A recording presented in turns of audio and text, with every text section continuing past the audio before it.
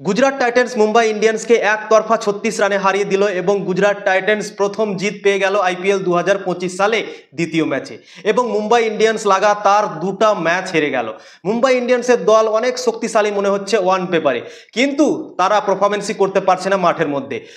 Rohit Sharma, royal Rickelton, তারপর সূর্যকুমার যাদব, তিলক বর্মা সবাই আছে, হার্দিক পান্ডিয়াও আছে এবং বোলিংও তাদের অসাধারণ আছে, দীপক চেহার আছে, ট্রেন্ট বোল্ট আছে, তারপর মিচেল স্যান্টনার আছে, কিন্তু ভাই তারা ম্যাচ জিততে পারছে না। প্রত্যেকবারই তাদের সঙ্গে এরকম কেন হয় সেটাই ভাই বোঝা যাচ্ছে না।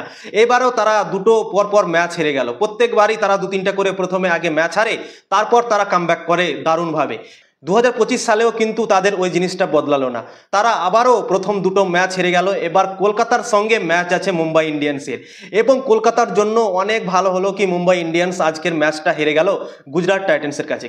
যদি মুম্বাই ইন্ডিয়ান্স আজকের ম্যাচটা জিতে যেত তাহলে এখান থেকে কনফিডেন্স নিয়ে নিজের ঘরে যেত, মানে ওয়ানখেড়ে স্টেডিয়ামে যেত এবং কলকাতার সাথে অনেক কনফিডেন্স নিয়ে তারা ম্যাচ খেলতে নামতো। কিন্তু দুটো লাগাতার ম্যাচ হারাতে তাদের মনোবল ভাই অনেক ডাউন হবে এবং তাদের উপরে অনেক প্রেশার থাকবে কি ভাই আমাদেরকে ম্যাচ জিততে হবে যে করে হোক। এবং কলকাতা নাইট রাইডার্স একটা ম্যাচ অলরেডি জিতে গেছে, দুটো ম্যাচ খেলেছে, একটা জিতেছে একটা হেরেছে, তো তাদের উপরে কোনো প্রেশার থাকবে না। কিন্তু মুম্বাই ইন্ডিয়ান্সের উপরে অনেক প্রেশার থাকবে আজকের ম্যাচটা হারাতে এবং আজকের ম্যাচটা ভাই খুবই একতরফা হেরে গেল। মুম্বাই ইন্ডিয়ান্স রান চেস করছিল 197 রান এবং সেই রানটা ভাই ঠিকঠাকই তারা চেস করছিল। দুটো উইকেট পড়েছিল এবং 11 ওভারে প্রায় 97 রান করে নিয়েছিল মুম্বাই ইন্ডিয়ান্স এবং চেস ওয়ান ছিল।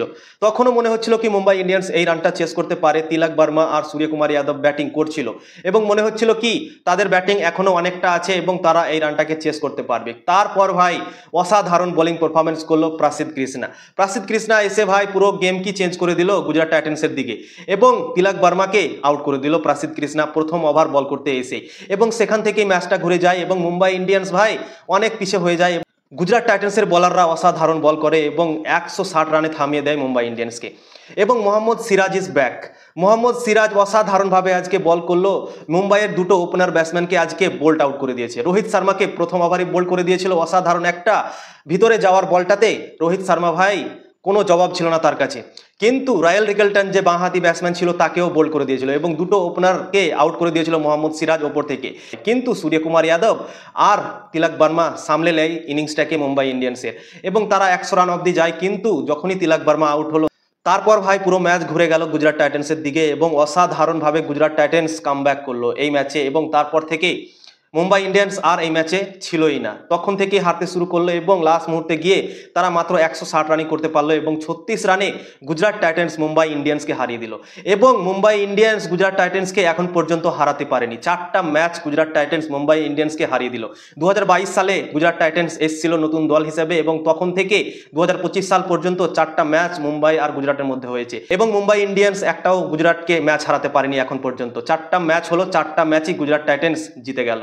তো অসাধারণভাবে গুজরাট টাইটান্স আজকে ক্রিকেট খেললো, প্রথমে ব্যাটিংয়ে অসাধারণভাবে কাজ করলো এবং সাই সুদর্শন ভাই যতই তারিফ করবো তার ততই কম। সাই সুদর্শন অসাধারণ আজকে ব্যাটিং করেছে, 41 বলে 63 রান করেছে এবং শুভমান গিলও অসাধারণ খেলেছে আজকে এবং সে আউট হয়ে গেছিল এবং হার্দিক পান্ডিয়া তাকে আউট করার পর একটা ফানি রিয়াকশন দিয়েছিল।